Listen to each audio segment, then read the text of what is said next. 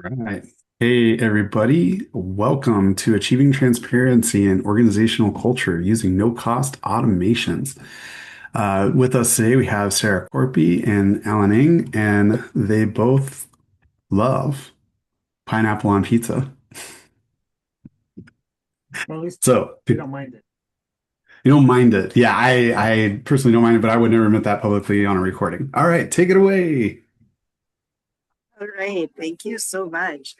Um, like Nate said, I'm Sarah Corby. I'm happy to be here today with Alan Ang to talk about how we helped increase transparency in organizational culture using no-cost automations in the Division of Continuing Studies. So if we go forward to the agenda slide, um, we're going to start by providing a little bit of background context, and then Alan's going to walk you through the DCS Pulse survey automation project, and I'll walk you through the all staff email automation project, and then we do have some time for questions at the end.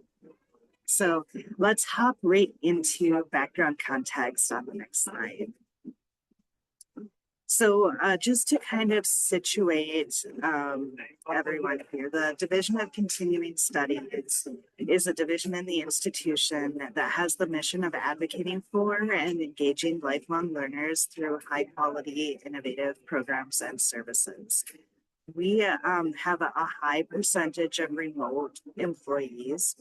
We do have a small footprint on campus at 21 North Park, but most of the work in the division work either fully or at least partially remote. We have a strong history and culture of inclusion and dedication to the mission, but we have relatively few staff to run a very diverse array of programs and services. So we have um, a lot of tiny silos of highly specialized work. And so this is kind of our divisional context. And then we have been offering climate surveys. Most recently, the climate survey that we've offered for the last 3 rounds of biannual climate surveys was co-created by people in the division who were interested in participating in the climate survey creation process. We had been using the Wisely faculty climate survey prior to the creation of this climate survey. However, we don't have many faculty members. And so results of the climate survey were confusing because we didn't know how people were answering certain questions. We don't have a ton of academic units. We don't have program chairs, for example. So the questions didn't quite fit our context. And so that's why we created our own climate survey that we have been offering every other year for the past 6 years. And then we took questions from the climate survey to use in the Pulse survey that Alan's going to be talking about. So one other quick note, I'm the Director of Organizational Development at the Division of Continuing Studies, and Alan is the Director of Information Technology at the Division of Continuing Studies. And I think I'm going to hand it over to you now, Alan.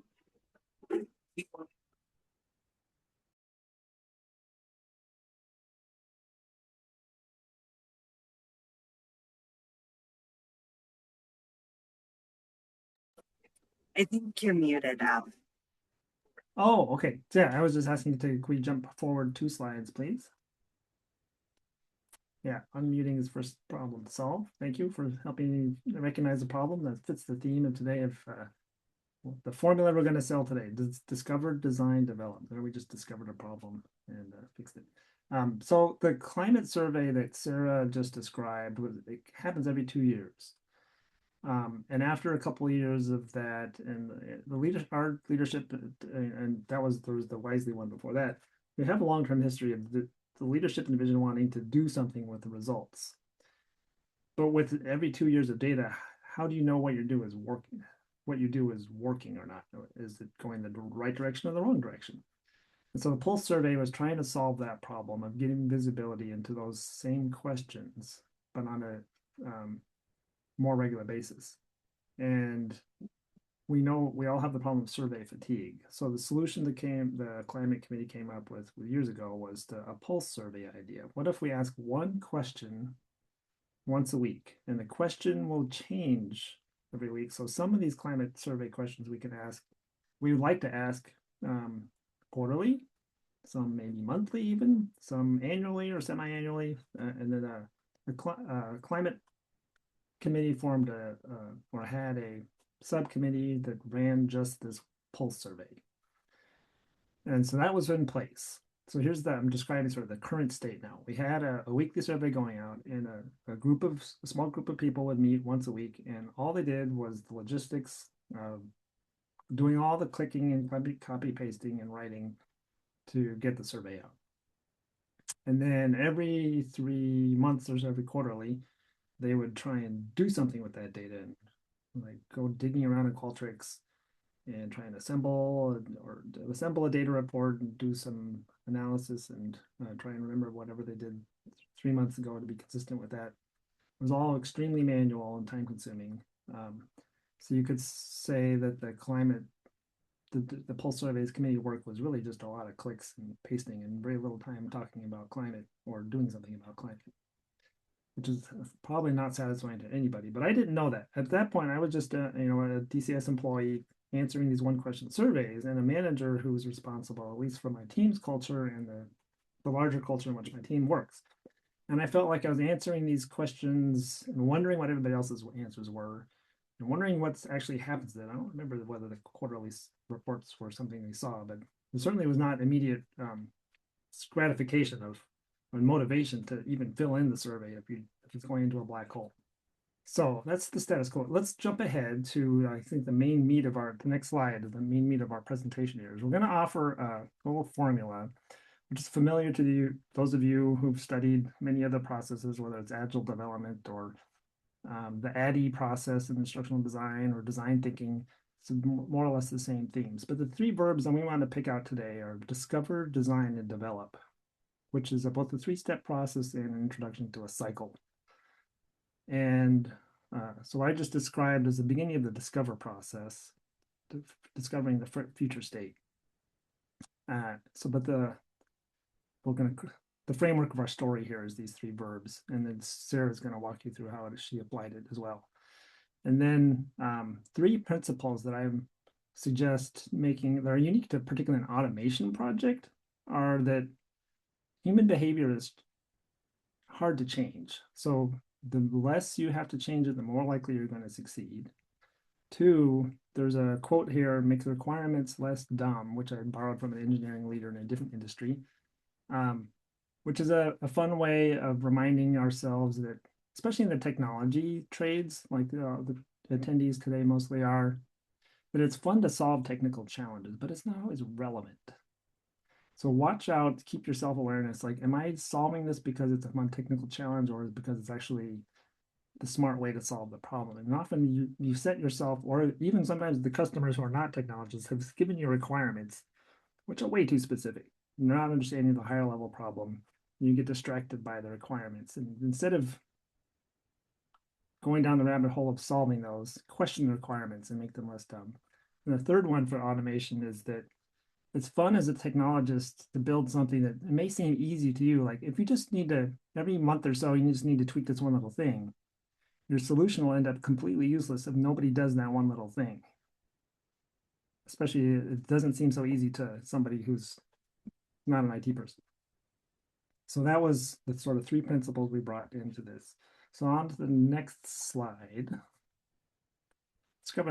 Get to the discover story in more detail. And a lot of discovery is, we know, those of you trained in business analysis or requirements gathering or process redesign or process improvement, know a lot of it's people work.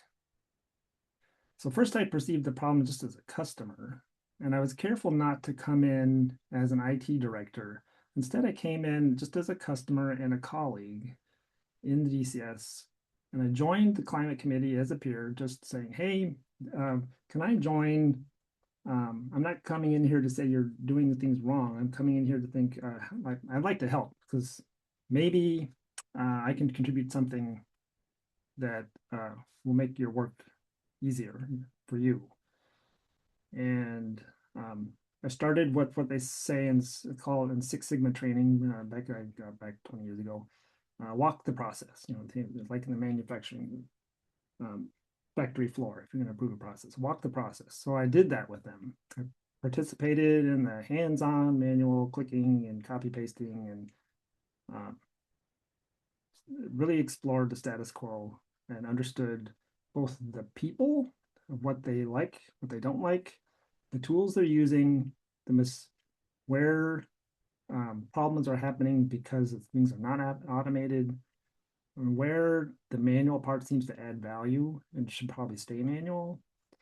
And that let me formulate a future vision. So if we could jump back 2 slides to slide 5, now I had a future state to describe versus the current state, and try and get the very first gatekeeper function of any project like this, which is to get the people on board.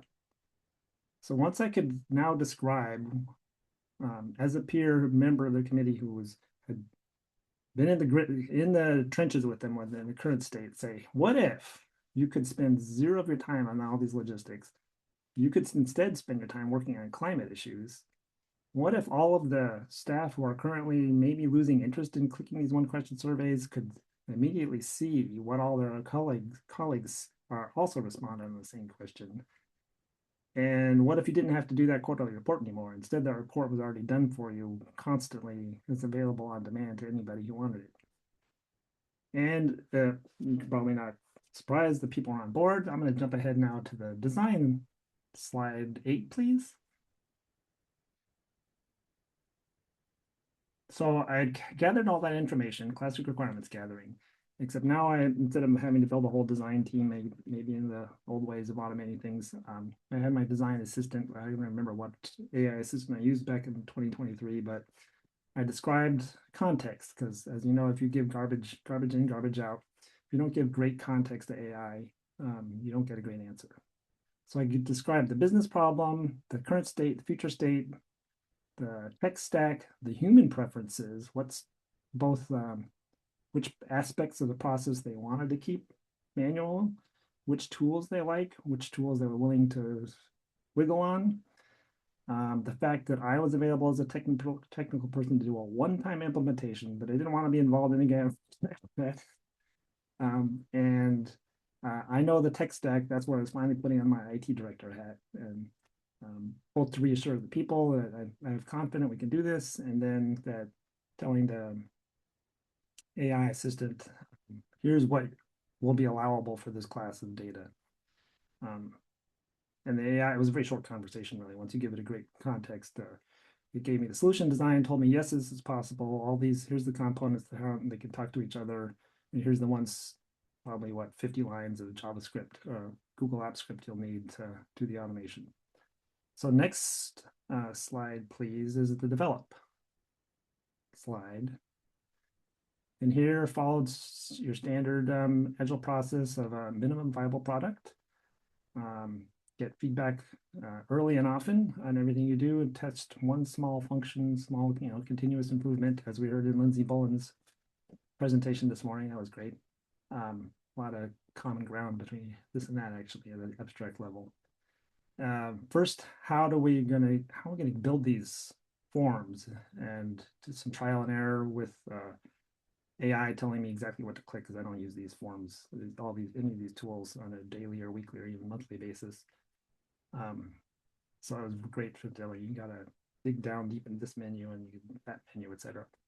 And then, so we solved the problem of how are we going to get the committee to be able to schedule these questions in a single sheet, just picking a drop down from the question and a date that they want that question to go out. So automated that process so that there's a way to get a link that has the right question and responses in it, and the question unique to each date. And then automate the step of let's kind of step 2 there, the sending of that. And that was again in Google Apps script, where the script is automatically runs on a trigger you set in Google Apps script. The committee decided every Tuesday, I think at 7 a.m. And then how are we going to get the responses all collected in sheets that will be divvied up in a way that Google Data Studio will be ready to use them. And then how do we connect all that to Google Data Studio and build the visualizations, a different pie chart or chart, bar chart for each question. So you get a time series. And I didn't want anybody to have to tweak the visualization years later as the scope of data grew. If we only had 3 data points for like the last 3 questions, and then in a few years we'll have 30 data points, they won't have to redesign the visual. So that was all auto scaling in the Google Data Studio side.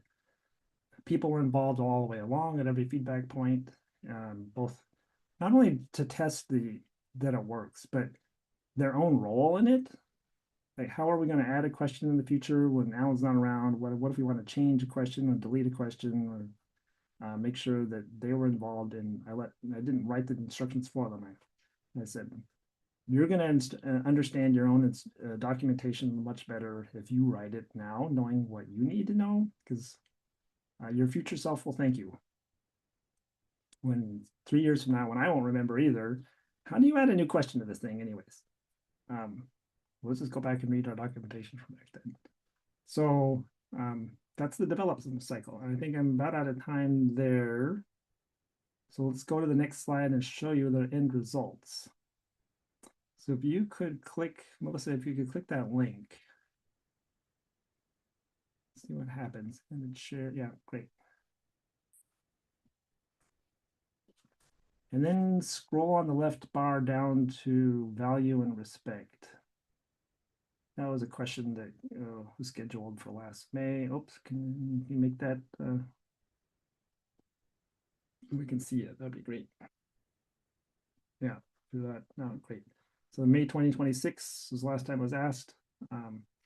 You can see long-term trends. Like overall, we're pretty stable, but there is a trend that the division between strongly agree, the blue, and the teal agree is long-term trend in a negative direction. So the climate committee's work is now they can ask the substantial question, like, what do we want to do about that, if anything? What could we do about it? And at that point, we're back to achieving, the whole thing we were here for, which is improving the DCS work culture. And so on that note, I'll hand it over to Sarah Corpy. Thank you so much, Alan. After working through this automation process with Alan, I was wondering if we might use pieces of the automation project for the pulse surveys to solve a different problem entirely. And if we could go back to the presentation on slide 12, we had an interesting problem around the all staff meetings. If we could go on to the next slide. Okay, so we hold 2 to 3 all staff meetings every year. And the way that we invite people to the all staff meetings at the time was that the dean's executive assistant individually emailed every supervisor in the division with the names of the people who they supervise and the all staff meeting attendance modality that those people historically had used, either in person or online. And then there was a request for confirmation, and how those details were confirmed changed every meeting. And so the result of that was that supervisors either missed the email entirely or they didn't follow the response instructions correctly. And then the executive assistant would follow up individually with supervisors and had some very elaborate spreadsheets going on. once we had the modality information for each individual staff member, then the executive assistant would email through BCC two separate groups with two separate sets of registration instructions. One set of registration instructions for people who were going to attend in person, we thought, and the other set for people who we thought would be attending virtually. Every email address got entered into those emails manually. And then staff who wanted to change their attendance modality or forgot to register or didn't register correctly or had a change in registration would follow up individually with the executive assistant who then added additional information to the spreadsheets. And so that to me seemed like a lot. And so if we hop ahead to the next slide, the automation recipe here was to discover or better understand the problem, to design, to clarify intentions, and then to develop using kind of that agile cycle again, something that would be more efficient and more effective. Along the way, we wanted to, again, acknowledge human behavior is hard to change. There was a lot of change. Every all-staff meeting, the process was different, and so there was a lot of confusion. We wanted to, again, make the requirements less dumb and assume minimal staff capacity for maintenance. So if we go ahead to the next slide in the discover phase, I was perceiving a problem of heightened stress regarding registration for the all-staff meeting. And registration is not usually something that causes a lot of stress and anxiety. And so I wanted to understand what was going on there a little bit better. So I launched a project with the learning engineering design specialists and the dean's executive assistant. We clarified the problems that were happening with the registration process and defined an ideal future state. The tools that were used at the beginning of the project were Excel, Sheets, as well as an external registration tool that required a password, but did not use a NetID and was not an enterprise tool. And then lots of manual work again. And I was thinking in terms of the pulse survey automation. We were able to automate the sending of the pulse survey to everyone on staff every week. So I thought there might be a way to automate this all staff meeting invitation as well. I do have some old familiarity with HTML coding, and I was hopeful and maybe less confident than Alan that a solution was likely out there. If we want to hop back to slide 12, I want to just describe our ideal future state here. What we were hoping for is less manual time, less manual processes and less time-consuming processes for sending the emails. We really wanted the instructions to stay the same from meeting to meeting, so that supervisors weren't confused about what to do. And then, so we thought we would only require a supervisor to respond if a change was needed. So if we didn't hear anything, no news is good news. And then the invitation emails to the staff members would be sent using less manual time and less time processes. And again, we wanted the registration instructions to stay the same meeting to meeting. So if we jump ahead to slide 15 for our design, I crafted an AI prompt in late 2024 that included the business problem to solve and the end state vision. I included the pulse survey automation script that we use for sending the pulse survey emails.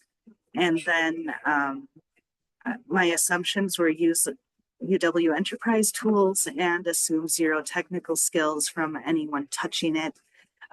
But I kind of thought that I could ping Alan when I got stuck to troubleshoot issues. I'm not sure that Alan knew that at the time, but he was definitely a part of my plan. And then on the next slide in our develop phase, we developed and tested one function at a time. So we first tested how to pull the employee name and the supervisor name. And then we tested how to incorporate meeting modality as well. So we had one Google Sheet that had a list of all employees, all supervisors, and expected meeting attendance.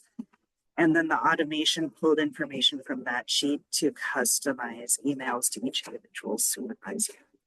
And then we also automated the sending of the invitations to all staff. And then to ensure that invitations could go out on time if someone was out of office, the send button in the sheet was set up so that it would always look like the executive assistant was sending the email, but anyone with access to the sheet could click the send button. Right. So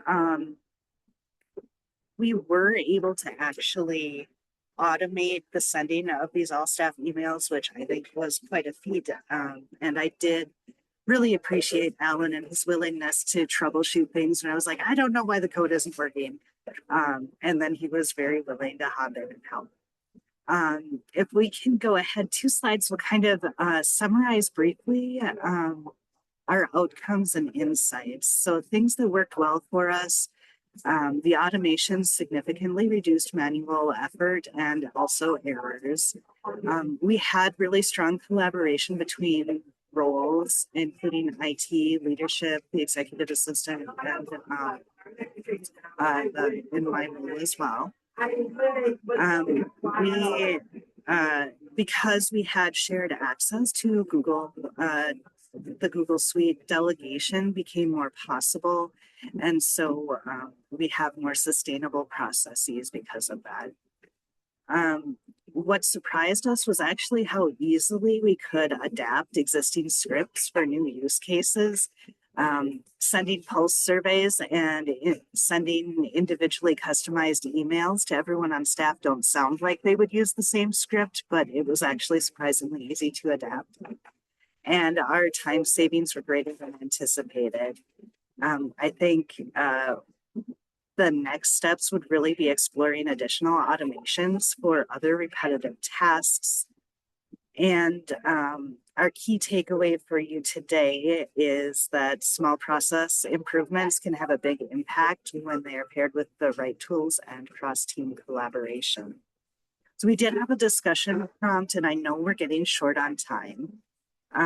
But our discussion prompt on the next slide, just something for you to think about moving forward is how might you apply this model to your own workflows? Where could automation and collaboration help you move from problem to impact faster? And then I think we have just maybe 2-ish minutes left. We can see if there are any questions for us in the chat.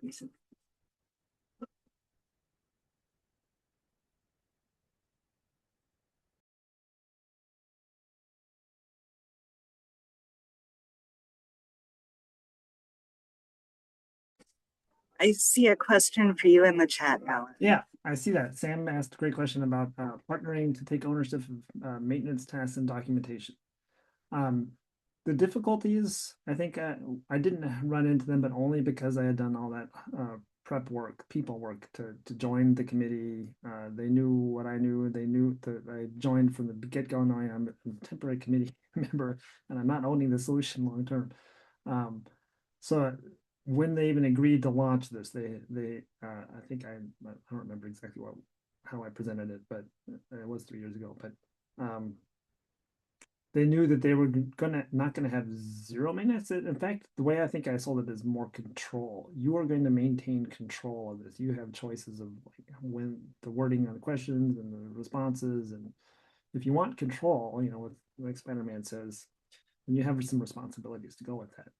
Um, you can have zero control and zero responsibilities, but you want control. So here's the responsibilities, and it did take a hand holding on the documentation, all practice, like me modeling the first one. Like, so here's what a good documentation process for like that. Here's how to add a question. Now the next one, do you think you could follow that model? And I'll literally, sitting with them on a Zoom in a Teams call, um, word by word, click by click, helping them, just being as they say in neurodiversity, what is it, body doubling. It works for everybody, whether you're neurodiverse or not. Being just sitting down, it works for my wife to do financial stuff. Like if I just sit on the couch with her, she'll get it done. If I don't, she won't. Um, so that was I think a necessary secret.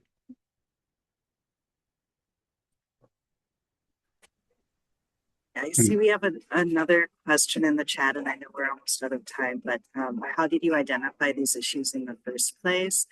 Um, I, in my role, I just listen for them or I look for them. I think Ellen and I are both puzzle solvers. And so when we're talking with our colleagues or, anytime we're interacting with our colleagues, I think we're always listening for opportunities.